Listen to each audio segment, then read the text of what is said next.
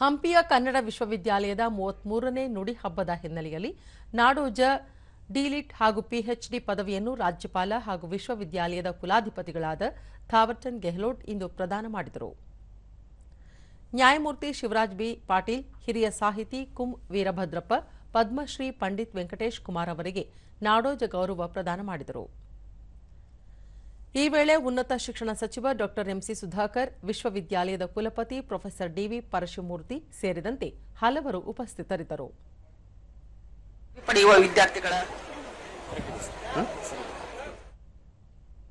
ಬಳಿಕ ಥಾವರ್ಚಂದ್ ಗೆಹ್ಲೋಟ್, ವಿಶ್ವವಿದ್ಯಾಲಯ 3 ಸಾಧಕರಿಗೆ ನಾಡೋಜ ಗೌರವ ನೀಡಿರುವುದು ಹೆಮ್ಮೆಯ ವಿಷಯ. ಪದವಿ, ಪಿಎಚ್ಡಿ ಪದವಿ ಪಡೆದ ಎಲ್ಲಾ ವಿದ್ಯಾರ್ಥಿಗಳ ಭವಿಷ್ಯ ಉಜ್ವಲವಾಗಲಿ. ಮಾತೃಭಾಷೆಯು ಶಿಕ್ಷಣದ ಪ್ರಗತಿಗೆ ಪೂರಕವಾಗಿದೆ. ಈ ಕಾರಣಕ್ಕಾಗಿಯೇ ಕೇಂದ್ರ ಸರ್ಕಾರ ಹೊಸ ಶಿಕ್ಷಣ ನೀತಿಯಲ್ಲಿ ಮಾತೃಭಾಷೆಯ ಕಲಿಕೆಗೆ ಹೆಚ್ಚಿನ ಆದ್ಯತೆ ನೀಡಿದೆ.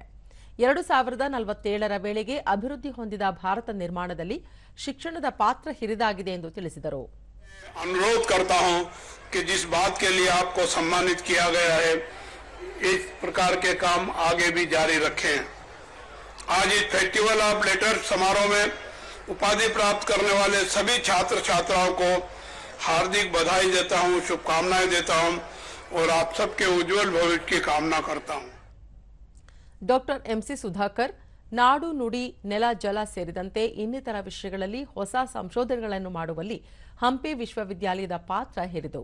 ಕನ್ನಡ ಭಾಷೆಗೆ ತನ್ನದೇ ಆದ ಇತಿಹಾಸವಿದೆ. ಅನ್ಯ ಭಾಷೆಗಳಿಂದ ಕನ್ನಡ ಉಳಿಸಿ ಬೆಳೆಸುವುದು ನಮ್ಮೆಲ್ಲರ ಜವಾಬ್ದಾರಿ. ರಾಜ್ಯದ ಎಲ್ಲಾ ವಿಶ್ವವಿದ್ಯಾಲಯಗಳಿಂದ 3,500 ಬೋಧಕ ಹುದ್ದೆಗಳು ಖಾಲಿ ಇವೆ.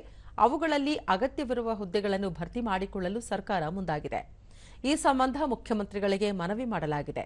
ಜೊತೆಗೆ ರಾಜ್ಯದ ವಿಶ್ವವಿದ್ಯಾಲಯಗಳ ಸ್ಥಿತಿಗತಿ ಅಧ್ಯಯನ ಮಾಡಲು ಉಪಮುಖ್ಯಮಂತ್ರಿ ಡಿಕೆ ಶಿವಕುಮಾರ್ ನೇತೃತ್ವದಲ್ಲಿ ಸಚಿವ ಸಂಪುಟ ಉಪಸಮಿತಿ ರಚಿಸಲಾಗಿದೆ.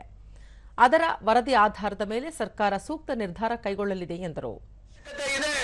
ಅತ್ಯವಶ್ಯಕವಾಗಿರತಕ್ಕಂತ ಹುದ್ದೆಗಳ ಪಟ್ಟಿಯನ್ನು ಮಾಡತಕ್ಕಂತ ಕೆಲಸಕ್ಕೆ ನಾವು ಪ್ರಯತ್ನ ಮಾಡ್ತಾ ಇದ್ದೇವೆ.